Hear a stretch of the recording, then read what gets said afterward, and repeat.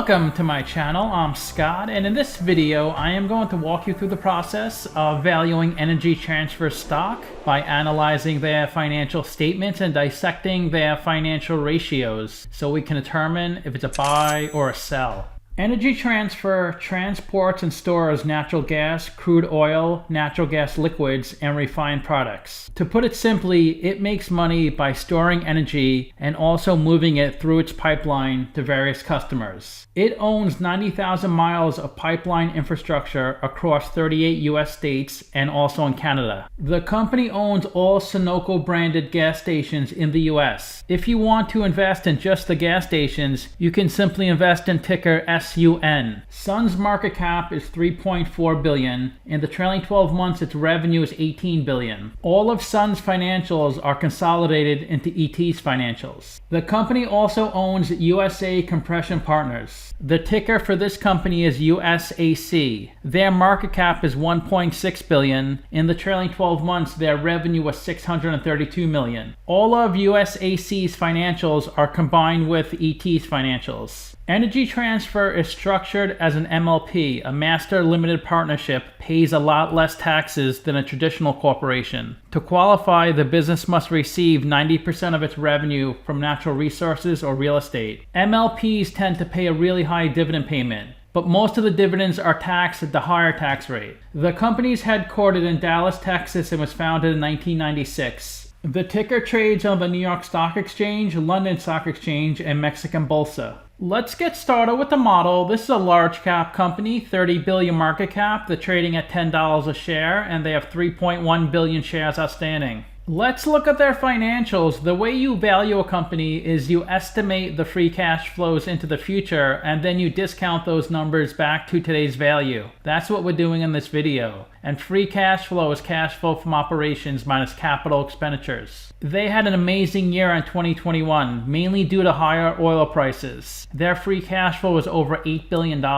Net income is the profit or loss on the income statement. It's revenue minus expenses. That's also really high in 2021 at $6.7 billion. Revenue is the sales for the company, and that peaked in 2021 at $67 billion. Here is ET's income statement. The top line is the revenue, the sales. Below that is the cost of revenue. These are all the expenses directly related to generating the revenue. All of the expenses involved in transporting the oil through its pipeline are part of cost of revenue. Revenue minus cost of revenue gives you your gross profit, and that went from $9.6 billion to $13.2 billion. Gross profit minus operating expenses gives you your operating income, and that also peaked in 2021 at $8.8 billion. Below that is the interest they pay in their debt, and they do have lots of debt on their balance sheet, so they pay $2.3 billion of interest. That is a big amount, but they can cover their interest with their operating income. As long as a company can cover their interest at least 2 times. Ideally, the more the better, but at least 2 times, and they could.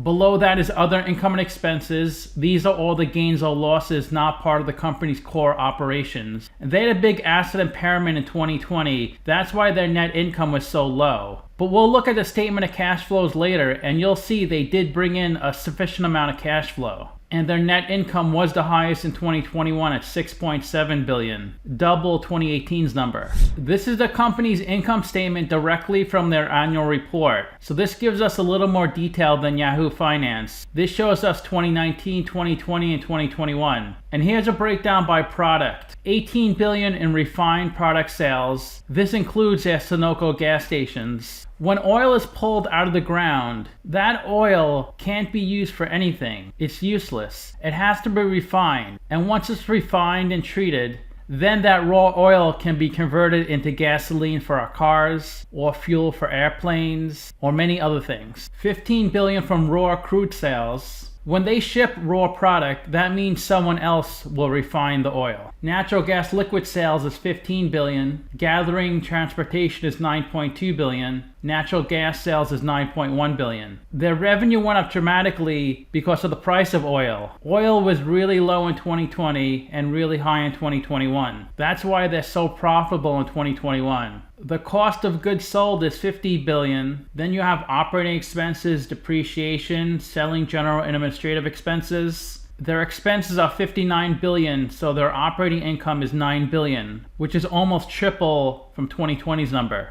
They paid $2.3 billion of interest on their debt, which is a little lower than 2020. And their net income is really high in 2021 at $6.7 billion. This is the company's statement of cash flows. The top line is operating cash flow. That's how much cash the company generates from its operational business. So you can see in 2020, even though their net income was low, they still generated lots of cash flow, over $7 billion. It was highest in 2021, as we all know why. They spend a lot on CapEx. Their CapEx is really high each year because they have to maintain their pipelines, also build out new pipeline infrastructure and other things as well in CapEx. It was lowest in 2021 at $2.8 billion. It was highest in 2018. That's why they had low free cash flow in 2018. Free cash flow is operating cash flow minus CapEx. Just because they had low free cash flow isn't a bad thing because they invested a lot in CapEx. If they had low free cash flow because they had low operating cash flow, I would say that's probably a bad thing. But by spending a lot on CapEx, that grows your free cash flow in the future, and it looks like it did. Their free cash flow is really healthy in future years. That's why they pay such a nice dividend, because they have so much free cash flow to work with. They did pay down more debt in 2021 than they issued because of all that extra free cash flow. They paid down $27 billion, issued $21 billion. But in prior years, they issued a similar amount of debt as they paid down. They also add capital stock each year, $1.4 billion, $800 million, $1.6 billion, and $900 million. Every time a company issues common stock, it increases the shares outstanding and makes your shares less valuable. This is the company's operating cash flow section from their statement of cash flows, directly from their annual report. The way to calculate operating cash flow, you start with your net income. That was $6.7 billion. We add back depreciation, depletion, and amortization, and that's usually pretty high each year. And in 2020, we have to add back that impairment of $2.9 billion, because impairments are non-cash items that bring down your net income, but they don't affect cash flow. Then we have to adjust for changes in working capital. Even though they reported an accounting profit of $7 billion, they actually generated over $11 billion of cash flow. My two favorite numbers to focus on are revenue and operating cash flow. When you invest in a tech company, you like to see their revenue increase over time. With a commodity company, their revenue is tied to the price of oil. So if oil is really high one year, their revenue will be high. If oil is really low, their revenue will be low. That's why it's a little more volatile with this company. But their operating cash flow looks pretty good, so it looks like they manage expenses well. The forecast for 2022 through 2025 looks like revenue around $70 billion, and operating cash flow to be high and fairly flat. This is their investing section from their statement of cash flows. Most of their investing is capital expenditures. That was $2.8 billion. Last year was $5.1 billion. Before that, it was $6 billion.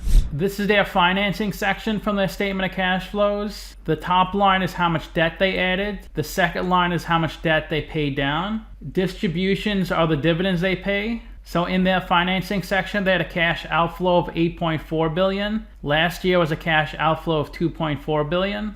This is the equity section on their 12/31 balance sheet. They raised $6 billion from selling preferred stock. They raised $25 billion from selling common stock. Since they're an MLP, they don't report retained earnings. Let's look at the capital structure. $31 billion of equity, $50 billion of debt. That 38% equity, 62% debt. This red line is their debt balance since 2015. The blue line is their equity balance, and the green line is their cash balance. Their debt balance is always higher than their equity balance. Ideally, you'd like to see the equity higher than a debt balance. Maybe that's why the stock price is so low, because they have a lot of debt and investors aren't that comfortable investing in this company and pushing the stock price higher. I gave them the highest WACC of 10.4%. And the WACC is a discount rate we're going to apply to the future cash flows. We estimated 4 years of future free cash flows. We also estimated the terminal value, which is all cash flows past year 4, that's $42 billion. We discounted those numbers back to today using the weighted average cost of capital. We get a value of the company of $42 billion. We divide that by 3.1 billion shares. And we get a calculated stock price of $13.49. They're trading at $9.70, so they're trading at a 28% discount. It's a buy according to the model. Their revenue is projected to grow 2.3%. So I grew their revenue 2.3% for the next 4 years. That's how I got their future revenue estimates. And they convert 6% of their revenue into free cash flow. The way I figured that out, I summed up these 4 free cash flow numbers, then I divided by the sum of these 4 revenue numbers. That comes out to 6%. So I multiplied their future revenue estimates by 6%. That's how I got their future free cash flows. They had $67 billion of revenue and $8 billion of free cash flow. With higher revenue, I'm showing lower free cash flow. So the company should easily be able to generate this much free cash flow. I really think the stock is worth $20, $25, not $13. But I'm trying to make an effort to refine my model a little bit to be more in line with the market. Because that's how you make money, on how the market moves, not on what other people say. Simply Wall Street's at $19 a share. They're saying it's 48% undervalued. 8 analysts priced this stock and the average price target is 14. The low is 12, the high is 15. This is where the stock has been trading the last 5 years. Look how low the stock price is, under $10 compared to $18. And their revenue is so much higher now when compared to 2018 and 19, but they're trading at half the price. It's just unreal how undervalued the stock is. I did buy the stock a couple months ago along with some other stocks. And I'm down on everything a lot except this stock. This stock is the only one that's up. This big drop right here is when oil crashed. It hit negative at one point. This bottom chart is the price of oil. Their stock price was highly correlated with oil since 2015 until the beginning of 2021. Oil kept going up, but this stock only went up slightly. So it's just a matter of time till the stock blows up like oil has. This is why people invest in this company for that really nice dividend, over 7%. They pay 18 cents a share. If you want to calculate the 7% dividend, multiply that 18 by 4, take that number, which is 72 cents, and divide by the stock price. If the stock price doubles, say in a year or two, and they double their dividend to be in line with the stock price, if you own the stock now with me, you'd be getting a 14% dividend yield. And they can easily afford the current dividend they're paying. It's only 26% of their free cash flow, 32% of their net income. This blue line is the dividend yield. At one point it hit 20% when the stock crashed, but they were still paying that high dividend. Currently the yield is right here. And this green line is the dividend amount they pay. Analysts are projecting for the company to grow their dividend, so it could be well over 8% in a year or two.